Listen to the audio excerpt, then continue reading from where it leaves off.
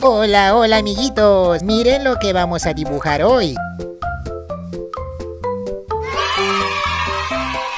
Y estamos listos, chicos.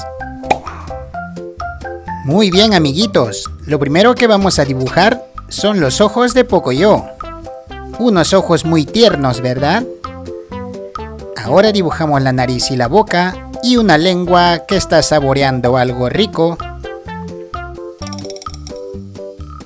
Ahora vamos a dibujar la gorra. Vamos terminando y ahora vamos a dibujar el rostro de Pocoyo.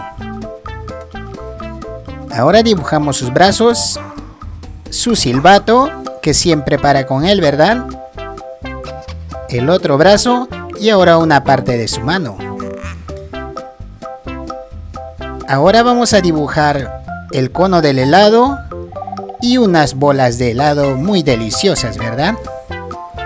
Y en la punta vamos a dibujar una cereza.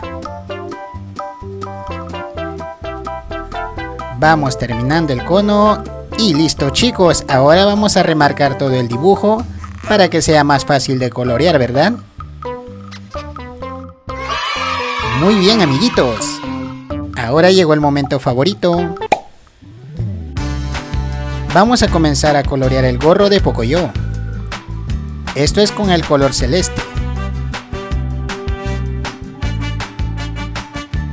Vamos terminando y ahora vamos a colorear el rostro.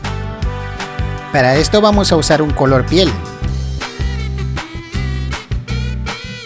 Y finalmente vamos a colorear la lengua. Ahora vamos a colorear nuevamente con celeste la chaqueta de Pocoyo. Vamos terminando. Ahora el silbato. Y finalmente la mano de Pocoyo. Ahora viene el lado más delicioso, ¿verdad? Vamos a colorear el helado. Vamos con una bola amarilla, una bola naranja y una bola de menta de color verde. Finalmente vamos a colorear el cono del helado y listo, chicos, ya tenemos el dibujo. Si te gustó este video, no olvides dar me gusta y suscribirte al canal.